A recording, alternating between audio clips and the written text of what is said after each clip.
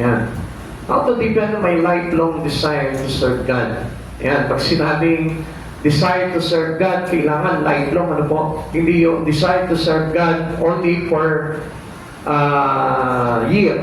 Ano? Hindi po gano'n ang paglilingkod, ano po? Kundi, ang paglilingkod po talaga sa Panginoon, lifelong. Wala po kumbaga habang nabubuhay ka, dapat naglilingkod ka sa Panginoon. Basahin ko po ulit sa inyo yung sinabi po dito. Para may idea tayo kung how to serve God in our life. Sabi po ng verse 23, ano man ang inyong ginagawa, gawin ninyo ng magaan sa kalooban na waring hindi sa tao kayo naglilingkod, kundi sa Panginoon. Sa Lord, lahat ng mga bagay na ginagawa natin. Kaya nga, kahit na po sa personal life natin, nakakapaglingkod tayo sa Panginoon kung tama lamang yung pananaw natin. Kasi kung minsan, akala po nila, porkit pupunta sila sa church, naglilingkod na sila. Porkit nag-church sila, naglilingkod na sila. Hindi po yun talaga ganitong paglilingkod. Ang totoong paglilingkod po talaga, sa lahat ng bagay na ginagawa natin yun for the glory of God. Ginagawa natin yung isang bagay na parang sa Diyos talaga tayo naglilingkod at hindi lamang sa tao. Amen. Kaya ito nga po, commonly, ito po yung problema po ng mga church. Ano po?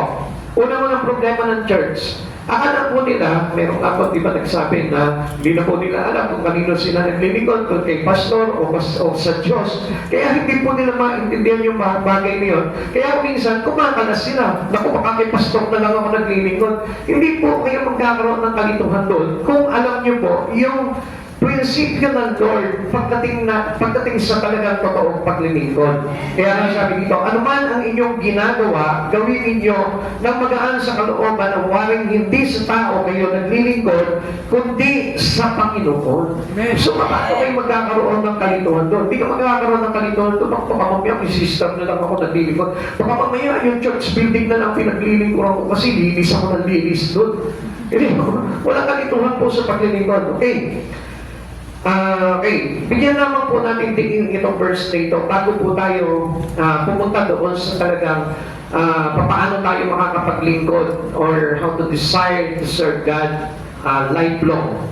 Okay, Colossians 3:23, ano man ang inyong ginagawa, gawin ninyo ng buong puso na parang sa Panginoon kayo naglilingkod at hindi sa mga tao. Sapagkat si Kristo ang Panginoon, pinaglilingkuran ninyo at alalahanin ninyo pagkakalooban kayo ng Panginoon ng gantimpalang inilaan niya para sa inyo. So, meron mga pangako ang Diyos doon And what is the promise of God? It is the reward.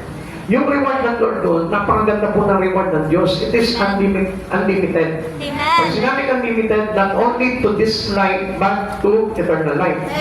Ganun po ang Diyos pumagpala. Uunahin niya yung eternal na bagay na pagpapalain ka ng Lord ng itatlan na bagay bago yung pagpapala dito sa mundo ito. Kasi yung bagay na pagpapala dito mismo, akala po nila, pag naglingkod tayo, okay, yaman na ako kasi naglilingkod na palagi sa Lord Yun ang pangako ng Lord, hindi niya ako papabayaan na kahit wala akong, iwanan ko yung trabaho ko, iwanan ko yung mga bagay-bagay sa buhay ko, susuplayan naman ako ng Lord Kawan, hindi po ganun ng Lord, ano po? Kailangan nga po kasi yung prinsipyo ng paglilingkod, yun ang talaga ma-adapt natin. Ano po? Kaya kuminsan, sa pag-church ka lang po, medyo sablay na po tayo. Ano po? How much more doon sa talagang prinsipyo ng Lord pagdating sa paglilingkod. Okay. Defining your desire to serve God begins with shifting your motivation from duty to delight. Yan. Kaya nga po, marami pong burnout palagi pagdating sa paglilingkod Maraming madalas napapagod agad sila. Pero alam niyo po kung bakit? Kasi wala yung kagalakan nila ng paglingkuran ng Panginoon Tinuturing lang po nila na isang duty lamang po ito. Kung parang tungkulin lamang po nila na kailangan nilang gampanan. Kapag hindi po ganon. Ang paglilingkod po sa Panginoon, it is our delight. Amen. Kung parang nandun yung kapayapaan natin, nandun yung kagalakan natin, nandun yung lahat ng bagay para sa buhay po natin. Kung parang pag hindi ako naglingkod sa Panginoon, baka kawakasan na ng buhay ko. Parang ganun po, ano po? Amen. The goal is not just to do more for God, but to fall so deeply in love with Him that serving becomes the natural overflow of a transformed heart. Natural na nagpo-flow sa puso po natin yung mga bagay na ginagawa natin. Halimbawa, ano po? Kakain lamang po ako. Isa ganito po yung paglilingkod. Hindi lamang sa loob ng church naglilingkod ka. Hindi lamang doon sa kapagkasama mo mga lahat. Ganito yan. Halimbawa, kung talagang lingkod ka ng Diyos, ganito yan. Halimbawa, kakain ako. Gusto kong paglingkuran ng Diyos. May nakita akong kapatiran o kung sino man na nagugutom, hahatian ko siya doon sa pagkain ko. Meaning, kapag ikaw natuto kang magbigay sa kapwa mo, natuto kang magbigay kahit na kanino, ibig sabihin yun, it is service to God. Doon pa lang, natural flow na po yun sa puso mo dahil you are transformed already in the Spirit of Christ Jesus. Kaya sa bawat ginagawa natin, napaglilingkuran mo ang Diyos. Halimbawa, nagbigay po ako ng isang ulam, halimbawa, sa kapatiran. Yung pagbibigay ko ng ulam sa kanya, hindi ko sa kanya ginawa yun, kundi ito po ay ginagawa ko para sa Panginoon. Dahil ako po mismo, halimbawa, nakatanggap ako ng ulam. Bakit? Kasi may ulam ako eh. So, ibig sabihin po nito, as the glorify our God, I serve Him to share my blessing, what I have from Him, isinashare ko naman sa iba. Kaya nga mapapansinin po natin, marami nga po naglilingkod sa Panginoon, piling na naglilingkod sila, pero madamot pa rin. Amen? So that is not a service for God. Kaya nga, nagkakaroon muna tayong kailangan ng tinatawag na shifting your motivation from duty to delight. Hindi lang, ay, kailangan kong gawin to, gagawin ko to. This is my task for God, this is my duty. So, kailangan gawin ko to. Hindi ganon. Kaya mo ginagawa yun kasi nandito na sa puso mo yun. Nag-overflow na yung Espiritu ni Jesus sa buhay natin. Kaya hindi lang basta gawa tayo ng gawa, parami na tayo ng gawa, kundi ano po ba yung dapat natin gawin? Kailangan yung natural overflowing ng mga bagay na ginagawa natin, kaakibat ng bagay na tinuro sa atin ng Panginoon. Amen? Amen. Essentials that to cultivate a passionate, lifelong desire to serve Him. Ano po ba yung bagay na kailangan po natin dito? Ano po? Para nang sa ganun mas lalong pa lumalim o maging maalam tayo pagdating sa paglilingkod natin. Hindi lang sa araw na ito, hindi lang itong buong week na ito. Lifelong. Pag sinabi lifelong, habang nabubuhay ka. Amen. Hindi na yung kumagay para ko, free ako ngayon, I'm on vacation, maglilingkod muna ako sa Lord. O wala akong trabaho ngayon, maglilingkod ako sa Lord. Hindi po ganun. Ano po? Amen. Pag sinabing lifelong, kailangan yung buong buhay po natin, ibinibigay na po natin para sa paglilingkod sa Panginoon po yan. Number one, fix your eyes on grace. Marami po sa atin, nakakalimutan po yung grace. Ibig sabihin yung biyaya ng Lord na ginawa niya po sa atin. Now, ano po ba ito? Paano po ba natin itutuon yung ating paningin into the grace of God na ginawa sa atin? Una, sabi po dito, keep an unwavering intentional focus on God's unearned love, forgiveness, and favor. Kailangan hindi tayo natitinag. Sabi mo sa katabi mo, hindi tayo kailangan matinag. Hindi tayo kailangan matinag. Kaya kung mapapansin natin, ano po, pag nagkaroon ka ng trabaho, natinag ka na. Pag halimbawa nagkaroon ka ng problema, ayawan na. Pag nagkaroon ka ng mga bagay-bagay na kinaabalahan sa buhay, ayawan na. Exit muna tayo sa Lord. Hindi po ganon. Unwavering. Sabi ko dito, keep unwavering. Kailangan manatili sa atin yung hindi matitinag na spirito na naglilingkod. Makinig po kayo dito. Huwag niyo pong titignan yung iba dyan kasi madidistract po kayo. Pag sinabing unwavering, kailangan hindi tayo matitinag. Yes. Hindi na mababago yung ating prinsipyo pagdating sa paglilingkod sa Panginoon. Amen. And then, intentional focus on God's unearned love. Ibig sabihin po dito, hindi natin, kumbaga, parang pinaghirapan yung love ng Lord, yung forgiveness, pagpapatawad sa atin ng Lord, yung favor na binibigay niya sa atin. Hindi natin pinaghirapan yan. Kaya nga kung minsan, nakala po ng iba, sadali magsasakripisyo ako. Okay, gagawa ako ngayon. Akala nila sakripisyo na yun, ano po? Para masuklian yung tinatawag na grace of God. Come on, hindi po ganun yun. Now, it involves looking away from personal flaws, past mistake, or worldly distraction to find strength, peace, and directions through faith in Jesus Christ. Ano dito? Kailangan daw po na yung mga bagay na dating pangit sa atin, impatik sa atin, yung mga pagkakamali natin, yung mga humatak sa atin na kabunduhan, Ibig sabihin, pag sinabi yung word in distraction, yan yung kumabala sa atin. Mga makamundong kinakabalahan natin. Na yun po yung kumbaga hindi tayo makakuha ng strength, peace, and directions through faith in Christ Jesus. Kaya kung mapapansin po natin, there's no growth in faith. Kaya kung mapapansin po natin dito, mga kapatid sa Panginoon, ang dami, affected palagi ng mga personal doings po nila, yung bagay na kanilang ugnayan sa Panginoon. Amen. Kung malimit po, ganyan po yung nagiging problema po talaga. As you see, makikita niyo po talaga na sa bawat tao talaga, yan yung pinakahutangad lang. Kaya yung strength and spirit natin, yung peace and spirit natin, yung direction, kapag yung pamumuhay natin bilang isang naglilingkod na sa Panginoon, through our faith in Jesus Christ, naglalaho na.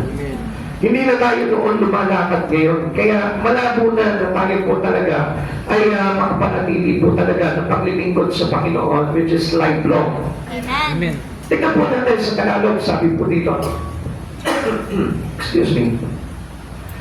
Panatiliin ang isang matibay at sadyang pagtuon sa hindi pinaghirapang pagmamahal, kapatawaran at biyaya ng Diyos. Tingnan niyo po kung sa Diyos na do overflow, natural overflow, itong mga bagay nito, kailangan tayo rin, kapag naglingkod tayo, nagpalit tayo ng gratitude sa Lord, natural overflowing yun.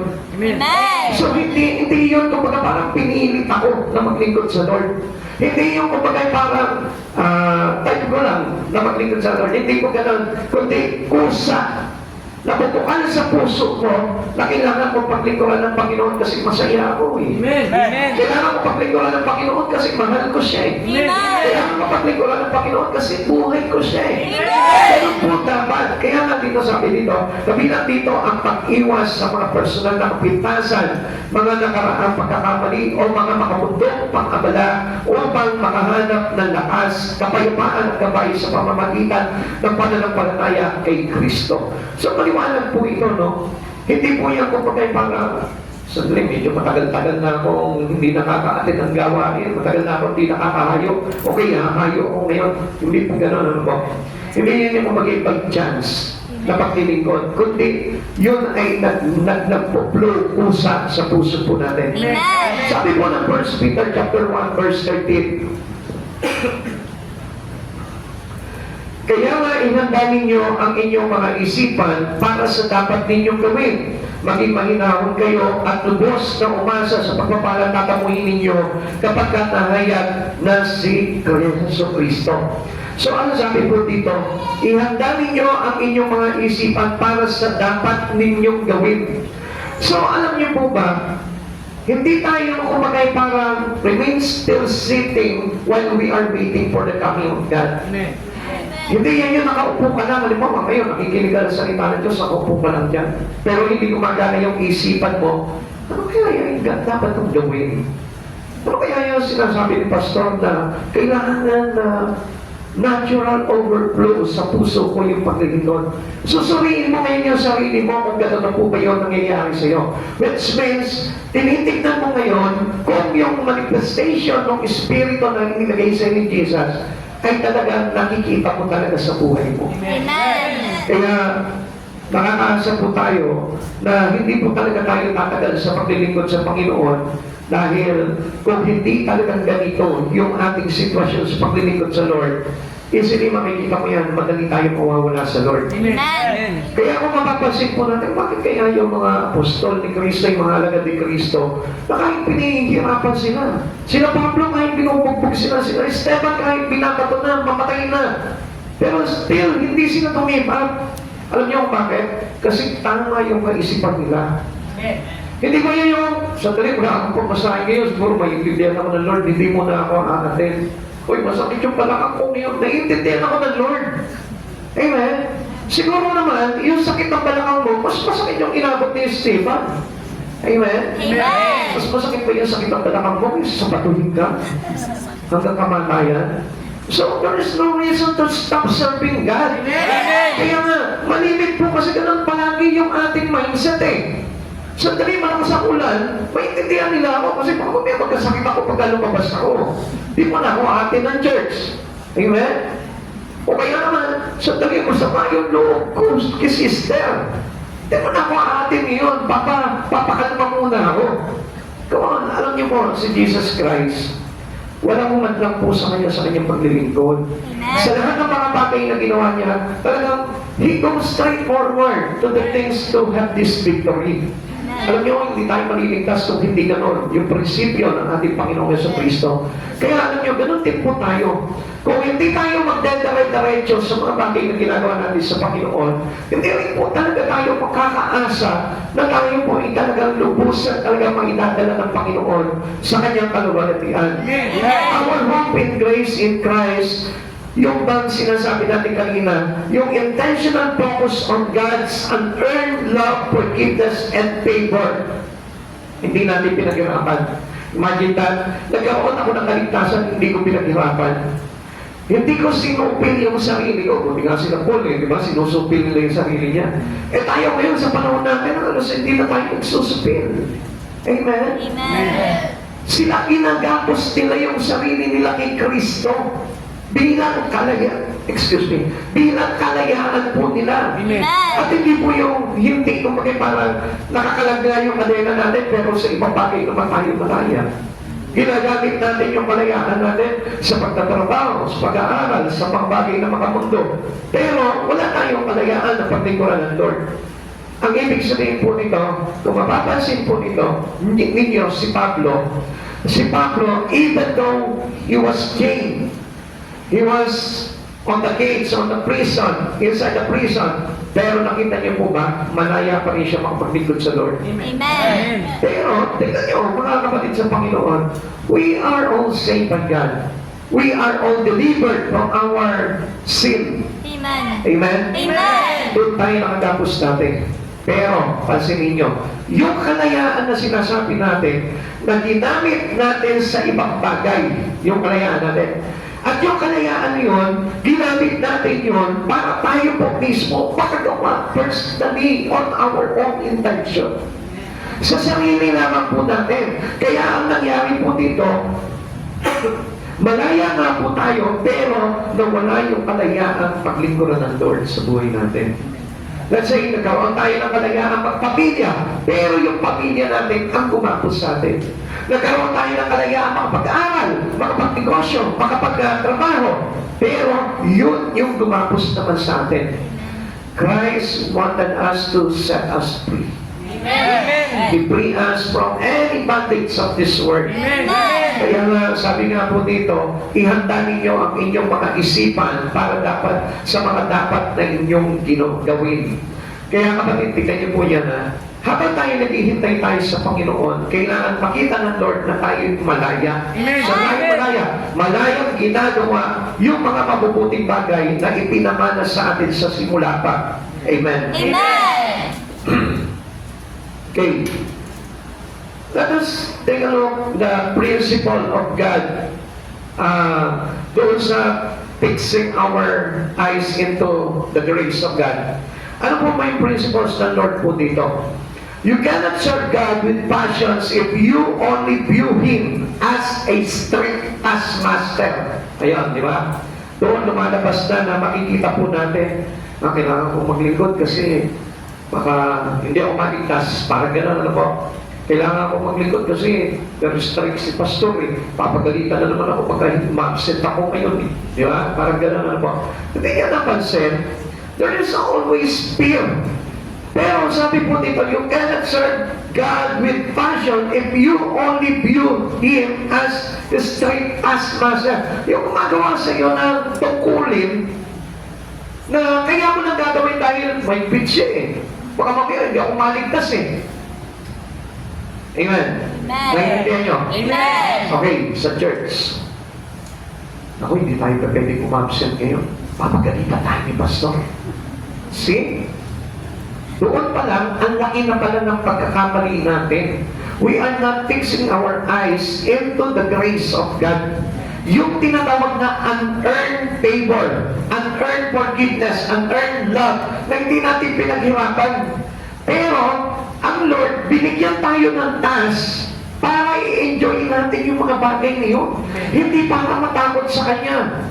Alam niyo kung bakit? Kasi nga nakagapos tayo doon sa pinagamitan natin ng kalayaan natin. Ulitin ko sa inyo, ang Lord pinalaya kayo into the bondage of sin. Amen. Amen. Lahat tayo naging malaya. Amen? Amen. Nung maging malaya tayo naman ay ginapos ng mga ibang bagay na ginawa natin. Example, trabaho, pag-aaral, pamilya, o kung ano pa yung mga bagay na ginagawa natin sa mundo na humahadlang sa paglilingkod kay Kristo. Kaya ang nangyari po dito, naku, hindi rin pwede kumamsin. Paano yan? Busy ako sa trabaho. Paano yan? Busy ako sa mga gawain ko sa bahay.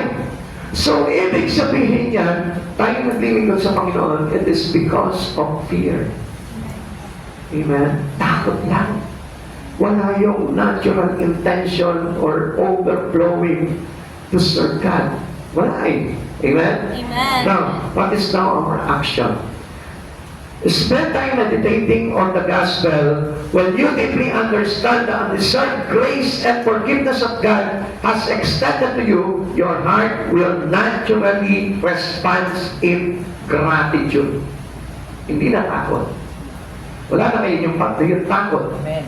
na maglilingkod ako sa Lord kasi baka ma-imperno ako eh. Hindi na ganun ngayon yung response. Ang response na ngayon ng puso po natin is naturally a response according to our gratitude to God. Amen. Kailangan ko maglingkod sa Lord kasi grabe yung ginawa niyang pag-ibig sa akin. Grabe yung favor na bigay niya sa akin. Grabe yung kapayapaan na naranasan ko sa piling ng Diyos. Amen. Amen. Amen. Amen. Matanungin kita sa oras na ito, if you are fixing your eyes into the grace of God, ano ba yung talagang nakita mo sa grace ng Lord? Is it the unearned peace, the unearned love, the unearned forgiveness of God? Yung po ba yung nakita natin na napakapalad ko, sabihin po na napakapinagpala ako dahil mayroon ako nitong bagay nito although wala akong ginawa. Amen? Amen. Kaya kung mapapansin po natin kapatid sa Panginoon, pagka ganun po tayo na wala tayong kinakatakutan sa paglilingkod natin sa Panginoon, okay lang, basta masaya ako sa ginagawa ko sa Lord eh. Wala makakapigil sa amin yan. Now, yun yung ibig sabihin na responsive gratitude. Ganun tayo nagpapasalamat dahil napakabuti ng Diyos na hindi tayo pinagbayan. Amen.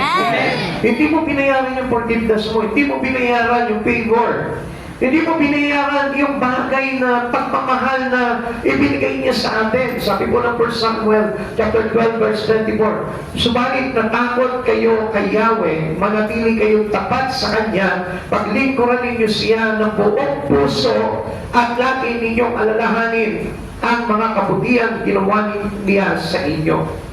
So yung takot natin is about divine fear. Hindi po ito yung takot na may impyerno ko kasi hindi ako naglingkod ngayon.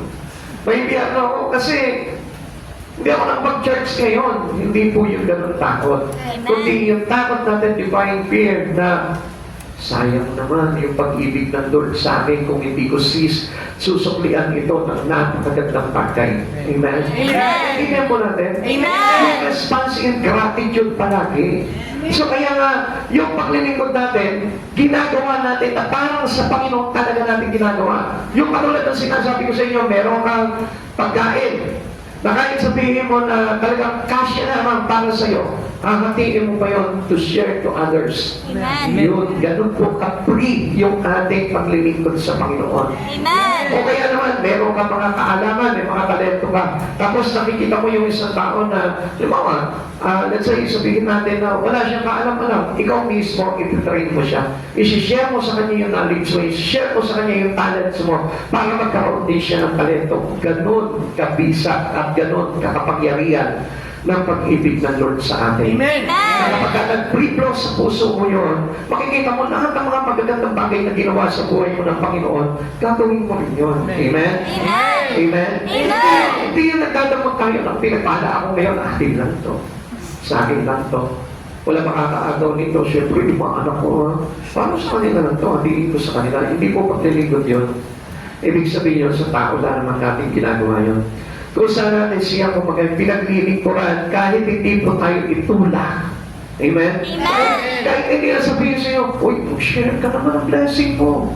Magbigay ka naman sa church. Magsuporta ka naman doon sa mga pinagagawa ng church. Kahit hindi na po sabihin sa atin yun. Amen. Kusa na po yun. It is our response in our gratitude to God. Amen. Tuloy po natin. Number 2.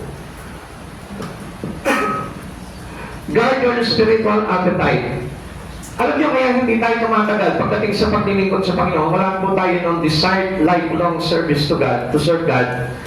Alam niyo, kasi nawawala ng gana. Hindi natin binabantayan yung spiritual appetite natin, yung spiritual na gana natin pagdating sa Lord. Sabi dito, guard your spiritual appetite means actively protecting what you consume, desire, and purpose.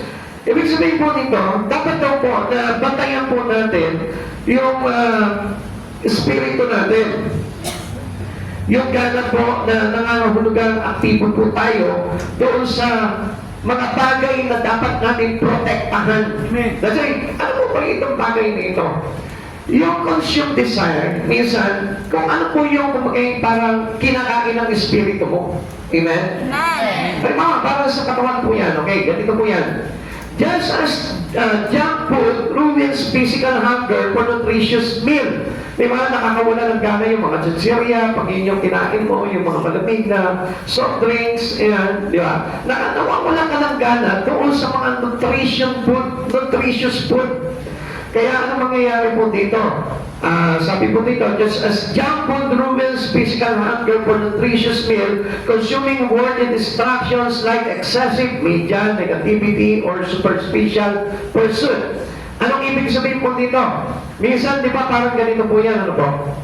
Yung mga kaabalahang mga makamundo, yan po yung nagpapawala ng gana sa atin sa espiritu. Amen. And obviously, makikita niyo po yan, kahit na parang isang tabi natin yung mga bagay sa Panginoon, okay lang sa atin yun.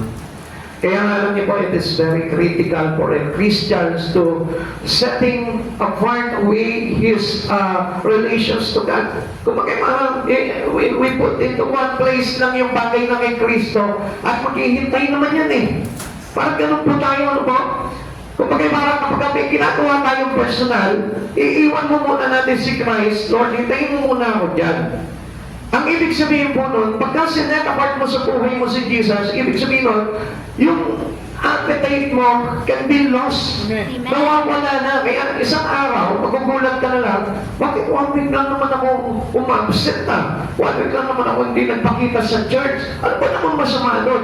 Magugulat ka na lang, yung susunod na week mo, wala kang gana. Amen. Amen. Amen.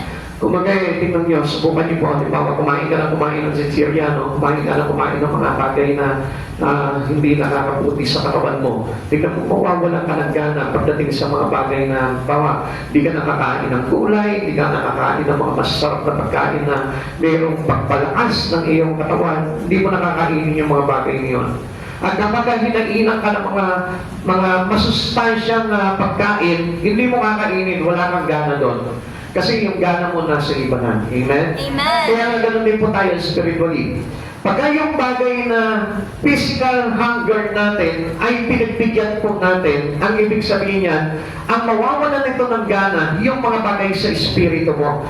Thus your craving for God's presence, wisdom, and truth. Sabi po dito, binabawasan ito, yung pananabig po natin sa presensya ng Panginoon, yung sa karunungan na ipinagkakalob sa atin ng Lord, at sa katotohanan mula sa ating Panginoon. Kaya wala ka ng pakialam kahit na, di ba nila, okay lang, kahit hindi na ako makarinig ng salita ng Diyos. Anyway, kahit pa paano naman nakakapagbasa ako ng Bible, wala nang gana yun.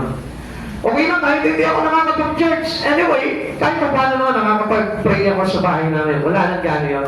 So, kung makapansin po natin, di ba, pagka wala kang gana sa pagkain, di ba, pipilitin ka, kumain ka, di ba? Yung mga nutritional food, no, papakainin ka, minsan isang subo na lang, 2 subo na lang, and then sasabayan mo na lang ng tubig kasi wala ka ng gana.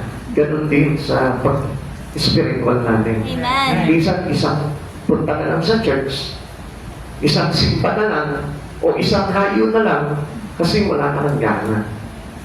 Amen? Amen. Kaya doon natin mapapansin na kahit na lumipas yung isang linggo without doing anything for the glory of God, okay lang sa iyo yun. Ibig sabihin, you lose your appetite already.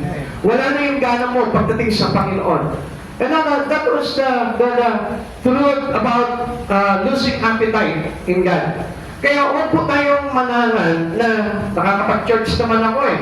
Anyway, kapag ganun lang po yung ginagawa natin, naraman pa rin po yun nung tinatawag na spiritual lose your appetite. Amen. Amen. Wala nang gana po yun pagdating sa mga bagay. Now, why your spiritual appetite matters? Bakit po mamahalaga? Yung tinatawag na gana po natin sa espiritu.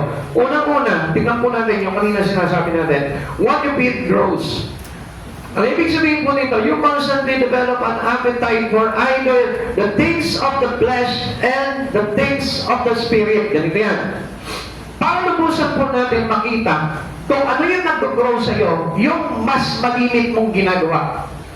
Kung halimbawa, lagi kang gumagawa pagdating sa mga bagay sa laman, sa flesh, sa mundo, ang ibig sabihin niyan, mahina yung espiritu mo. Kung ano yung lagi mong pinapakain, yun yung lumalakas. Amen. Pakainin mo pakainin yung espiritu mo, lalakas yung espiritu mo. Magugutom yung iyong flesh, hihina yung flesh. So sa madaling salita, kapag ka ikaw gumagawa ka flesh things sa buhay mo, ibig sabihin nun, yung iyong espiritu, yun yung naman nawawala. Amen? Amen. So obviously, kung ano yung pinapakain mo palagi, yun yung nag-grow. Amen. Amen? Amen. Halimbawa, meron kang dalawang alaga, ano po? Let's say, sabihin natin, dalawang baboy na alaga mo. Yung isa pakainin mo ng pakainin, yung isa naman tipirin mo. Makikita mo yung isa magiging bansot. Yung isa naman makikita mo lalaki ng todo po yan. Kasi yun yung pinipit mo palagi eh. Kaya nga, we need to feed every day or daily our life with the spiritual things in God. Number 2, prioritizing God. Pagka hindi ang Diyos ang priority mo, isip po muna tayo, bawal matulog. Ang matulog, pangit. Sabihin mo sa katabi mo, pag natulog ka, pangit ka. Pag natulog ka, pangit ka. Eh, siyempre, hindi lang yung itsura mo papangit yan. Saan ka ba nakakita na natutulog ng ganda pa, no? Bibihira yung ganun. Pati espiritu mo, papangit yan. Sa ganyan. Prioritizing God. Pag hindi ang Diyos ang priority mo, unang-una, mali na lahat. Amen? Amen. Sabi sa atin ng Biblia, we must put God first. Amen. First. Not second, not third, not last. First. Amen. So, ibig sabihin, yung buhay po ng isang tao is kindly wrong kapag ka hindi si Jesus yung first. Kaya ang sabi dito, guarding this appetite requires intentional carving out time for prayer, scripture reading, and worship rather than letting the business of life push out your time with God. Sabi ko dito, okay, anong ibig sabihin po dito? Kailangan maiukit na sa puso po natin yung oras natin sa pananalangin daily, yung pagbabasa ng Biblia daily, yung ating pag-worship daily. So that was how we prioritizing God in our life. Amen. Ganon yung pagpa-priority. Kaya nga kapag hindi si Jesus yung first sa buhay mo, ginawa mo siya second, naturally, hindi siya yung gagawan mo ng mga bagay sa buhay mo. Amen. Amen. Amen. Bakit ako magpa-pray araw-araw? Eh, hindi naman siya yung first ko. Amen? Amen. What should be your first in your life? Yun yung nagiging priority ng pamumuhay mo. Amen. Amen. Priority mo, pera. Natural, lahat ng bagay na gagawin mo, may kinalaman sa pagkita ng pera. Amen. Nakikinig pa po ba tayo? Amen. O halimbawa naman, ang priority mo is your car. Yung sasakyan mo. Now, lahat ng bagay na gagawin mo, may kinalaman doon sa sasakyan mo. At ganoon po tayo nakokontrol ng mga bagay sa buhay natin. Kaya without prioritizing God, ang ibig sabihin po niyan, yung ating appetite, talaga wala sa Lord. Amen. Amen. Amen. Kasi kinokontrol to ng ibang bagay eh. Halimbawa, nag-crave ka sa lechon. Natural lang gusto mo kainin lechon. Amen? Amen. Hindi talbos ng kamote. Amen? Di ba? Kaya nga, ang dami mong reason, pagka kumain ka ng talbos ng kamote, kamote kasi ang craving ko nasa lechon. Sandali, pag kumain ako talbos ng kamote, nakakasira na dyan yun, ihilap ng ihilip dyan siya ko. Hindi ako makakagawa ng maayos. Kaya kailangan ko lechon. Amen? So, ganun din po tayo. Pag hindi ang Diyos, ang priority natin, wala tayong appetite talaga sa Lord. Hindi ka gano'n sa Lord. Hindi ka na mag-church, hindi ka na magbabasa ng Bible, hindi ka na mag-worship, hindi ka na maglilingkod sa Panginoon, okay lang sa iyon. Bakit? Hindi siya yung priority mo eh. Amen? Amen. He is not the person in your life. Iba yung first mo eh. Amen? Kaya nga pag si Jesus yung first mo, unang-una, hindi ka na makikipag-chismisan. Ang bigas na ng bibig mo, puro mga words of God na. Amen. Words of encouraging a person to give life in Christ Jesus. Number 3, protecting the soul. Why your spiritual appetite matters? Mahalaga po ito, to protect our soul. It acts as a defense against spiritual malnourishment, preventing you from being starved of truth and standard in your spiritual maturity. Yung parang nagkakaroon na tuloy tayo ng matinding gutom, kagutuman pagdating sa katotohanan. Kaya nga yung katotohanan mula sa Panginoon, hindi na natin maintindihan. Kaya nga, iba na yung pananaw natin. Iba na yung pangunawa natin. Nalihis na yung pangunawa natin sa katotohanan. Bakit?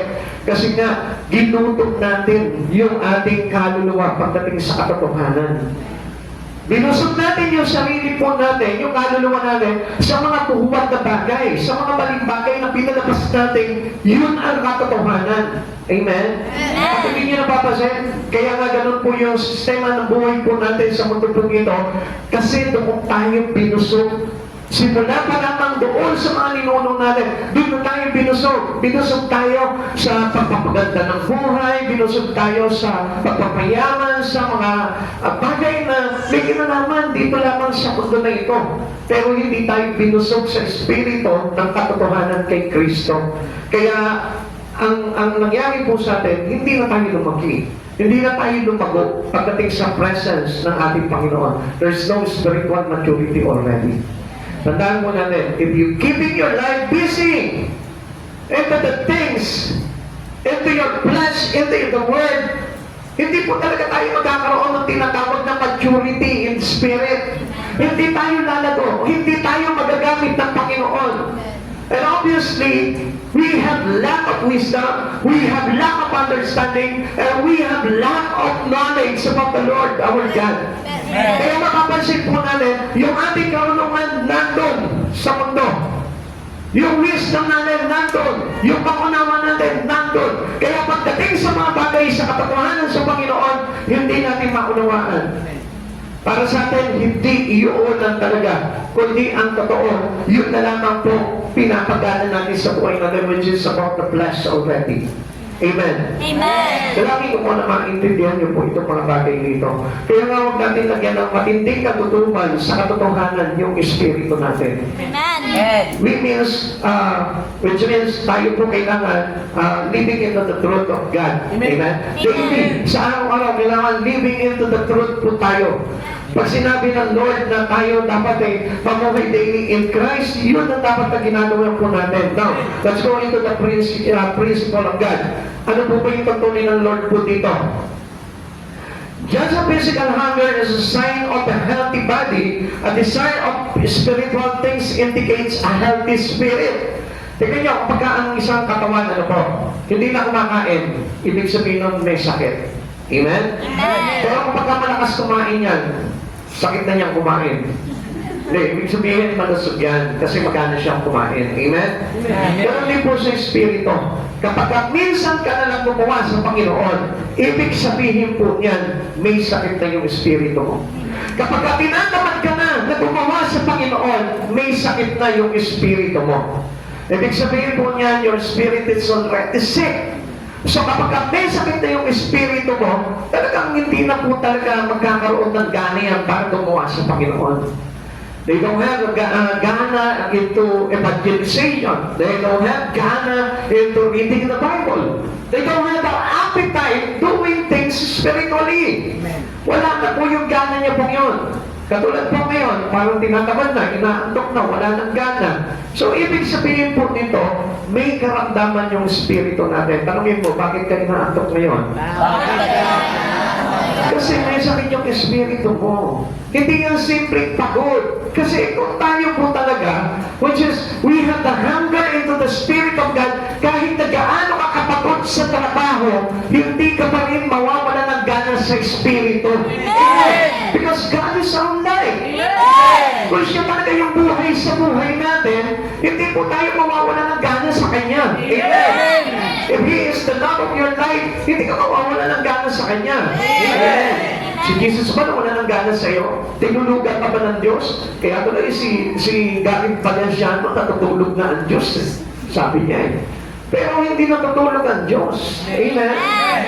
Kasi may gana siya para sa atin. May gana siya para sa kaligtasan natin. Kaya kapag ikaw, halimbawa sa gawain ng Panginoon, natutulog ka, ibig sabihin, you have this spiritual sickness.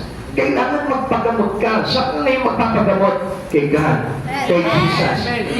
Read your Bible, pray daily, at makikita mo, mawawala po yung iyong sick, yung iyong karamdaman pagdating sa Espiritu. Tignan mo yung matabi mo. Di ba nakakawalang gana? Kaysa magkaganyan pa, mas lalo pang papakita talaga ng bakit gano'n ano po? Ibig na mabuhay, hindi pa pwedeng mawalan ako ng gana kasi si Lord sabi niya, hindi ako pwedeng mawalan ng gana. Pero, kino-contradict pa eh. Sinabi mo na natin, may matabi mo walang gana, lalo pa mag-gana. Okay lang ba sa inyo yun? Yan talagang malus talaga yung ating appetite with God. Come on, alam natin may consequence po yan. Amen? If you give way to your flesh, may consequence po yan. But if you walk into the Spirit of God, napakaganda na maidudulot po sa atin yan. Now, what should be our action? Consume the Word of God daily. Surround yourself with encouraging believers and prioritize prayer. If you are feeling distant, ask the Holy Spirit to renew your passion and give you eager eyes to see where you can be a blessing. Yan. Magkaroon na tayo ng eager eyes. Di ba? Yung talagang parang nagsisikap ng mga mata para makita po natin na tayo po ay talagang pagpapala. Amen? Amen? Naiintindihan po ba natin? Sabi, kailangan we are always consume the Word of God daily, surround yourself with encouraging believers and prioritize prayer. So, huwag natin hayaan na lagi natin kasama sa araw-araw yung mga unbelievers. Huwag natin hayaan na laging ang usapin po natin ay walang kinalaman sa ating Panginoon. Minsan nandiyan na po yung mga believers of Christ, ayaw pa po natin eh. Minsan mas ginugusto pa po natin yung mga unbeliever. Kaya tuloy, nawawalan talaga tayo ng gana pagdating sa ating Panginoon. Kaya we lose our heart to serve God anymore. Kaya nawawalan tayo ng gana sa paglilingkod sa Panginoon. Sabi nga po dito, kung ang hunger po natin sa Panginoon, sabi ng Matthew chapter 5 verse 6, pinagpala ang mga may matinding hangarin na sumunod sa kalooban ng Diyos sapagkat sila'y bibigyan ng kasiyahan ng Diyos. Paano bibigyan ng kasiyahan ng Lord? Kung lagi ka nananalay sa gawain ng Panginoon. Kung wala kang gana pagdating sa mga bagay, sa paggawa, sa paglilingkod sa Panginoon. Minsan nag-expect tayo, pagpapalain ako ng Lord, pagpapalain ako ng Lord. Paano pagpapalain ng Lord? Ano hindi nga mabanaag sa iyo yung tinatawag ng peace, joy, love. Wala po sa atin yung pagdating sa gawain ng Lord. Kaya, minsan, alam niyo po ba, sometimes we are getting deceived by Satan dahil kung minsan sinasamantala niya yung ating kalagayan. Yung pagiging extreme natin sa Espiritu, sinasamantala po ni Satan yan. Para palapasin na okay yung iyong Espiritu because his expertise is lying. Amen? So, pinigay ni Satan, okay ka naman. Good naman yung ginagawa mo. Buti nga, nakakapag-church ka pa eh. Yung iba ka, hindi mo nag-church eh. Meaning, sinasabi sa iyo ni Satan na, huwag ka na rin mag-church. Amen? Amen? Amen? Ano ba kayo? Amen! Parang, wala na tayo lalo. Ano po? Wala na kayong gana? Pero kung yung nga gabi mo, wala ka na ba talagang gana? Wala ka na ba talagang gana? Hallelujah, praise God. Dalangin mo sa Panginoon na akutin ka sa mga aral na itong para sa Panginoon. Lumago tayo sa Espiritu. Alam niyo po, ang isang tao po talaga na nagdi-desire for the Lord, yung mga tao talaga nakakilala sa Panginoon. Pero if you don't know Christ Jesus, pag hindi mo talaga kilala si Jesus sa buhay mo, wala kang pakialam doon sa mga bagay na yun. Let's say, meron tayong isang ulam. Yan, sa ulam tayo.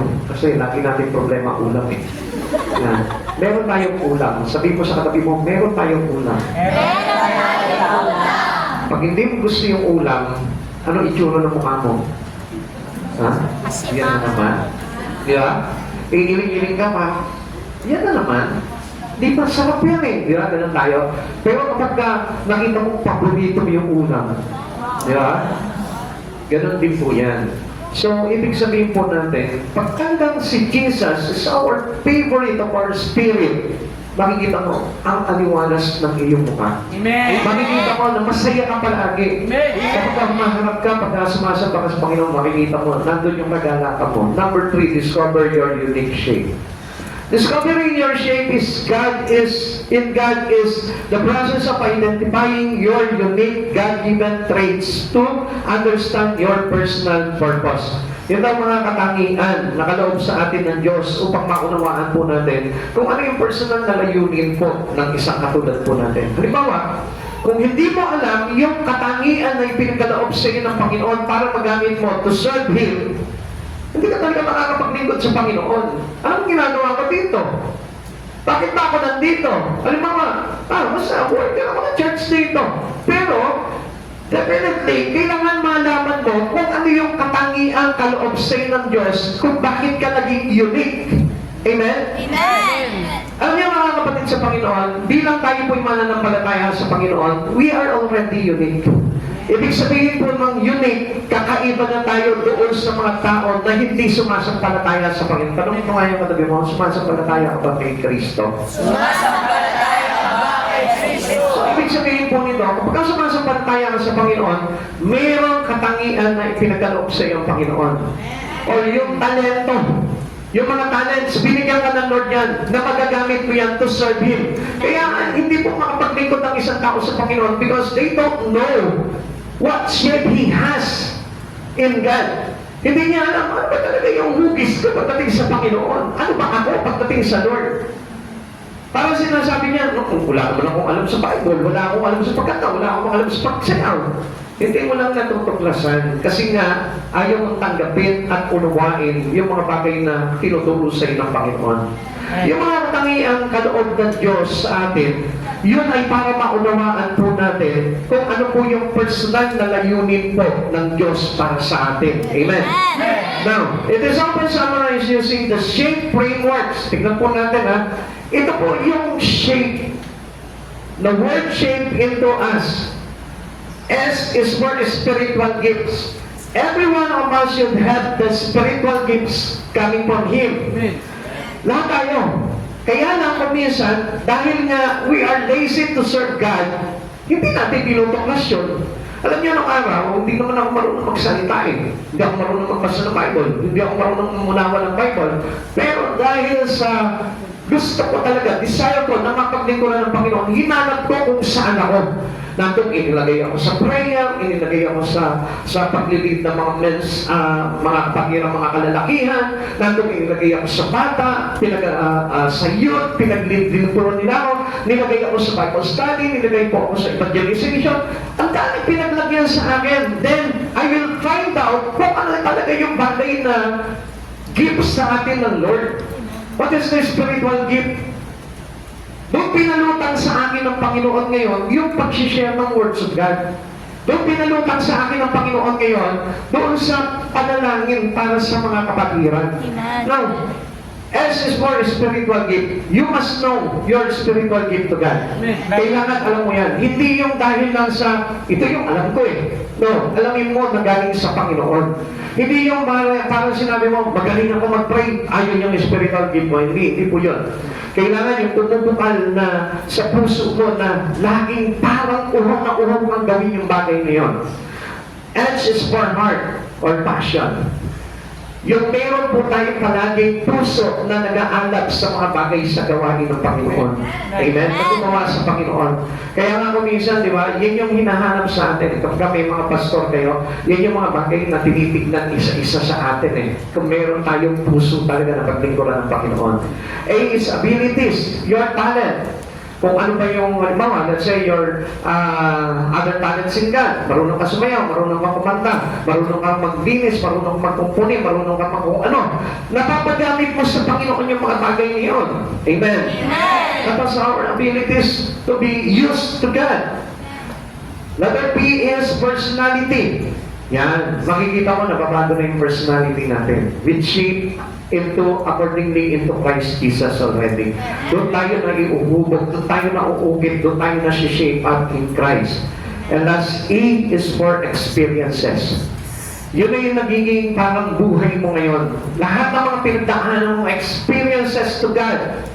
Kahit na mahirap man, kahit na suffered ka man, kahit painful man, makikita mo, nandun pa rin yung kagalakan mo dahil na-experience mo yun throughout with God. Amen? Dahil naranasan mo yung bagay na yun para sa Lord. Kaya nga, sabi po dito, di ba, yung gagawin natin na parang sa Diyos natin ginagawa. Yung sumuong ka sa baha, yung sumuong ka doon sa mahirap na lugar, yung sumuong ka sa gutom, yung sumuong ka sa mga bagay na mahihirap na nag-cause sa'yo ng pain sa buhay mo para sa Lord, ginawa mo yun, masaya ka pa rin. Amen. Kaya nga kapag hindi mo alam na ang Diyos talaga yung pinag-uukulan mo ng mga ginagawa mo, hindi ka talaga magiging masaya sa paglilingkod sa Panginoon. Ang ibig sabihin po nito, it means recognizing that you are intentionally designed for specific, meaningful work.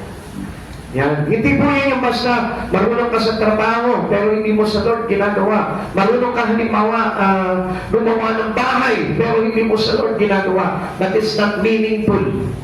Ibig sabihin, walang kabuluhan yung mga bagay na ginagawa mo yun. Kaya nga sabi po na awit po, ano po, unless God will build the house, walang saysay yung matahanan na yun kung hindi ang Diyos ang nagbuo. At alam niyo, ang paglilingkod po natin, unless ang Diyos ang nagtalaga sa iyo, ang nagtatag sa iyo, ang nag-consecrate sa iyo sa isang gawain, may halaga po yung bagay niyo. Amen. Kaya tatandaan po natin, kahit maglingkod ka na maglingkod, magsimba ka na magsimba, kung hindi ang Diyos ang nag-consecrate sa iyo, you are not consecrated into Christ Jesus, bali wala po yan. Kahit sabihin mo, magturo ka na magturo sa labas. Kung hindi ang Diyos ang nagtalaga sa iyo, wala sa isa ito yung bagay na ibinubuo mo, itinatayo mo yun.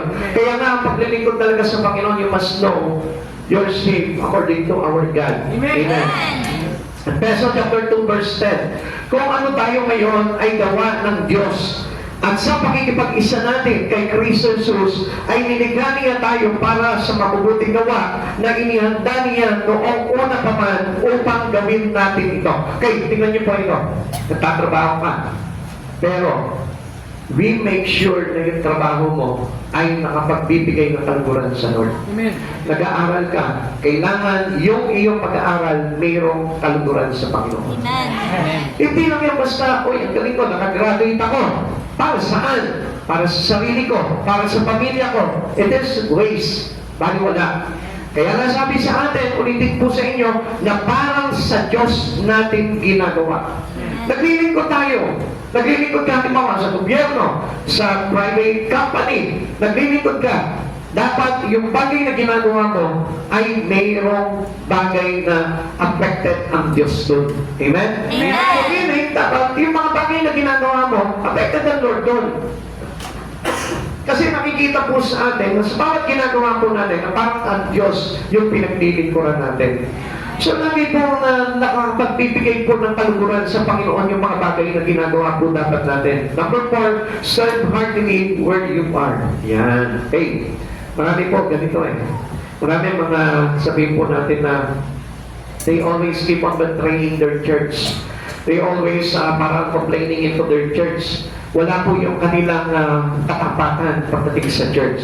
Now, tingnan po natin. Sabi po dito, approaching every daily task, jobs, or responsibility with passion, enthusiasm, and Excellent. So, dapat daw po makita po sa atin yung pag-aalab natin, yung pagsisumikap natin, yung mainam na paggawa natin, yung excelente paggawa po natin. At sakto natin yun.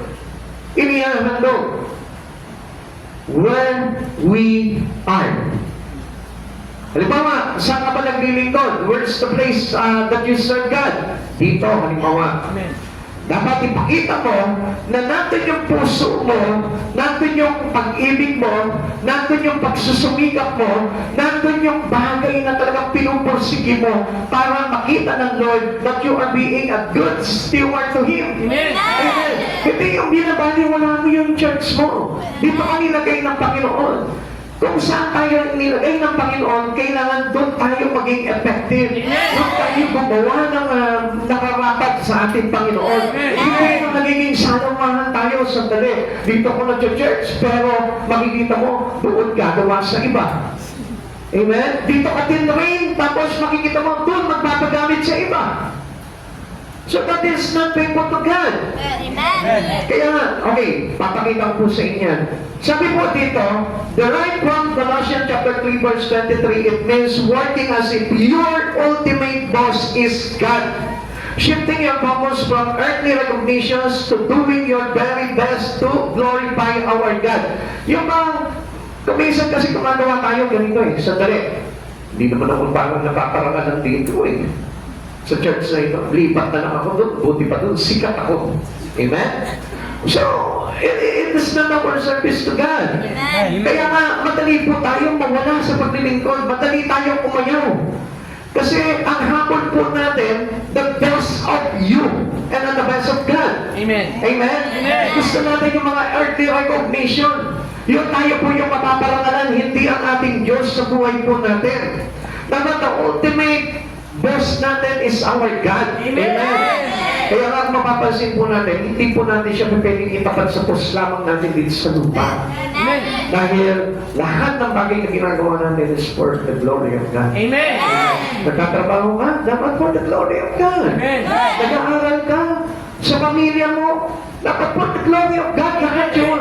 May kinalaman palagi, lahat sa Panginoon, na iukol yun. Ganun yung talagang totoong naglilingkod sa Panginoon. Amen. Hindi yung parang naaagaw yung glory ng Lord sa buhay mo. Colossians 3:23, ano man ang inyong ginagawa, gawin ninyo ng buong puso na parang sa Panginoon kayo naglilingkod at hindi sa mga tao. Let's go into the principle of God.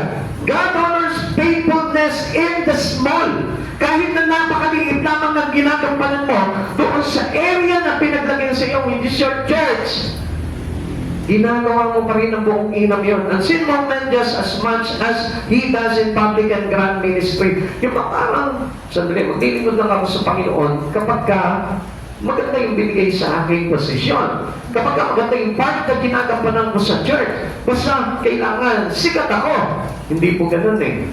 Kasi ang Lord natutuwa yan doon sa mga bagay na ginagawa mo, kahit maliit at hindi nakikita, pero ginagawa mo yon heartily sa Panginoon. Amen. Amen? Minsan nga kasi kapag gagawa tayo, gusto natin kapuri-puri na agad eh. Parang ayaw natin gagawa. Halimbawa, especially yung mga unseen moment ng paggawa mo sa Panginoon, hindi naman ka napapansin yung bagay yung ginagawa mo, ba't gagawin ko ba na maayos to? Hindi.